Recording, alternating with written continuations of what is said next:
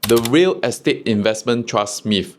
Why most investors think that they are safe, but yet they aren't. Let's discuss this topic today in this video. Before we dive in, welcome if you are new here. My name is Vincent and I am based in Singapore. And the goal of this channel here is to share everything I learned about money so that you can use it to become financially literate and use the information to reach financial independence. Now let's get back to today's topic. Real estate investment trust is a very popular vehicle in Singapore. And if you ask any investors in Singapore why do they decide to invest in real estate investment trust, which is REITs, and they will usually say these three things. They would like to have a stable dividends. They would like to have something less risky than stocks. They think that real estate investment trust, because it is linked to property and it is something that is more defensive. So in summary, what they want to is to have something that is stable and pay them a consistent dividend. But what if I told you that real estate investment trust is not as safe as people believe? And I realized that many investors are making the mistake of thinking real estate investment trust has something that is safe and stable. And in today's video, I'm going to break down why I don't invest in REITs, what can go wrong about this investment, and what I prefer instead. Let's talk about the first problem. There is this false sense of security in REITs. The biggest myth about REITs is that they provide stability in a turbulent market. But if that is true, why did REITs crash during the 2020 crisis, which is the COVID period?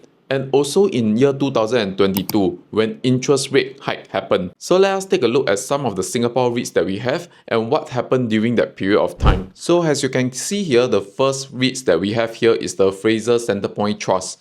So for Fraser Centrepoint Trust, during the COVID crash, it crashed from $2.91 to $1.63, which is a 43% crash. And in year 2022, there is actually a 15.88% crash. So if we go down to this is CapitaLand Integrated Commercial Trust. So looking at this during the COVID period, same thing, 41% crash. During 2022, 25% crash.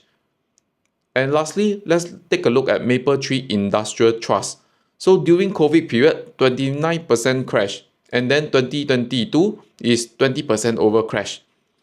So the key takeaway here, if REITs are supposed to provide you with a good income and stability, does those crashes during 2020 and 2022 seem something that is stable and safe to you? Because those drop in prices does not seem like something that is defensive, and they did fall like regular stocks. And the second thing that you have to consider with regards to investing into REITs is the risk to reward ratio. The risk to reward ratio is something that is very important for investors to know. You want to know what is the amount that you risk for the reward that you have, and then from there to justify whether does the investment make sense. So from my earlier sharing, you would have seen that REITs during downturn can also draw down by 20 to 40%. But the expectation of investors is they expect it to be stable in prices, yet at the same time to give about 5 to 7% dividend yield. So you think about it, the investor would have got the shock of their lifetime because they are expecting stable prices, but yet when they see 20 to 40% drawdown, if you are receiving only 5% dividend per year, with a 40% drawdown, basically it means you need another 8 years of 5% in order to make back to 40%.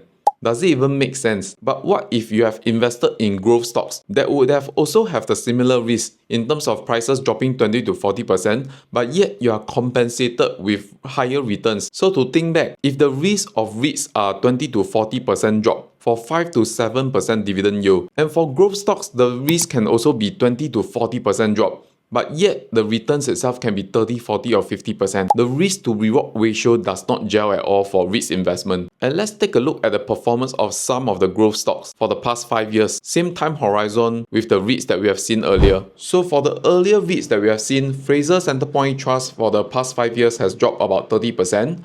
CapitaLand has dropped about 20% for the past 5 years. And then Mapletree Industrial Trust has dropped about 33% for the past 5 years.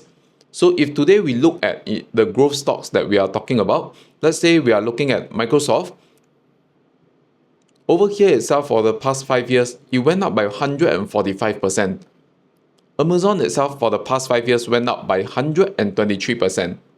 And lastly, Google for the past 5 years have went up about 165%. And yet, these three companies also went past the same 2020 COVID crisis and the same 2022 interest rate hike period has the REITs. So looking at the performance of REITs and a business stock, right now knowing about risk to reward ratio, which seems like a better investment as of now. And I would rather put my money in companies that can compound 10, 20 or 30% per year, rather than some companies that will be paying me 5 to 7%, yet exposed to the same risk. Because as of right now, with this information, investing in growth stocks suddenly looks like it's safer. And the third factor itself is REITs are highly sensitive to interest rate. So when interest rate rise, cost of borrowing goes up. And with higher borrowing costs, it is harder for REITs to expand their property portfolio, and at the same time, it is also more expensive to service their existing loan. So when investors know that interest rates are going to rise, sentiment for REITs are generally very weak at a period of time, which is the exact situation that happened in year 2022.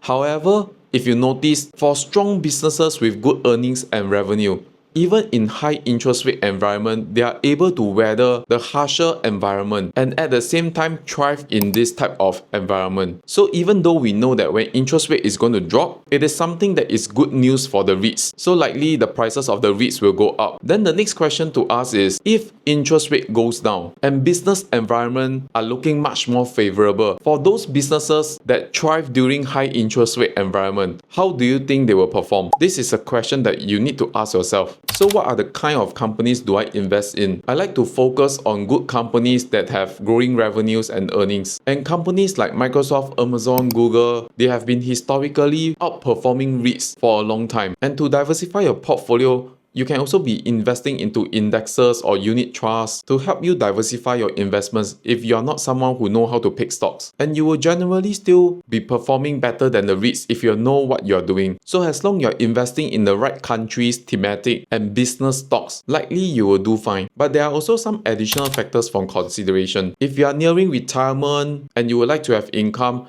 REITs might make sense due to the income that it provides.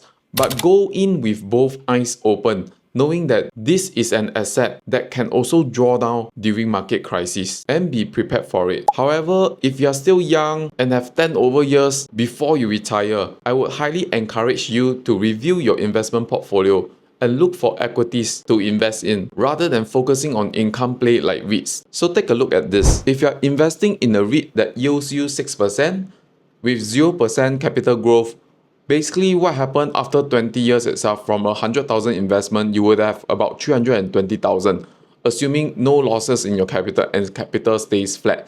However, if you are investing into stocks that have about 12% per annum capital growth rate, basically what happened after 20 years, you would have gotten 964,000. So investing in REITs with only dividends, right, will be much lesser compared to investing something like a growth stocks, which tend to outperform REITs in the long run. So my question to you is, after with all this information, do you still think REITs are worthwhile? At 39 years old, I realized blindly chasing for dividends without understanding what risks are you undertaking just for the dividends is a mistake, which is a mistake that I see a lot of investors commonly make. So what do you think? Do you invest in REITs or are you reconsidering? Do share with me in the comments below. And I'm trying to build up this YouTube channel. If you like videos like this and want more of them to be recommended to you, hit the like and subscribe button, and I will see you in the next video soon.